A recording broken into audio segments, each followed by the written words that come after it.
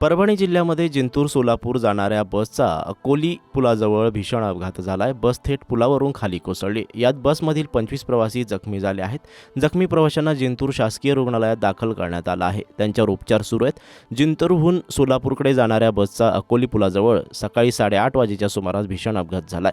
वाहन चालकाचं नियंत्रण सुटल्यामुळे ही बस पुलाच्या खाली कोसळल्याची माहिती मिळते। आज सकाळच्या सुमारास ही बस सोलापूरकडे निघाली होती। यामध्ये मोठ्या संख्येने प्रवासी बसलेले होते। त्यावेळी बस अकोली पुलाजवळ आल्यानंतर ही घटना घडली आहे।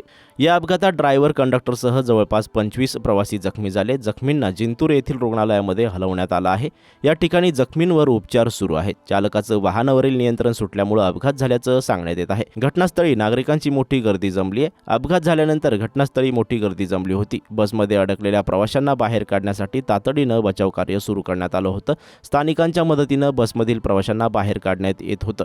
बस अचानक पुलाखाली कोसळल्यामुळे प्रवाशांमध्ये भीतीचं वातावरण निर्माण झालं होतं। व्हिडिओमध्ये बसभोवती नागरिकांची गर्दी जमल्याचं पाहायला मिळते, तर रस्त्यावरील कठडा तुटलेला दिसत आहे। आज सकाळी 8:30 वाजेच्या सुमारास हा अपघात परभणी जिल्ह्यातील अकोली पुलाजवळ घडला आहे। पुलावरून बस थेट खाली नदीपात्रात कोसळली। अपघात झाल्यानंतर स्थानिकांनी तातडीने घटनास्थळी धाव घेतली होती।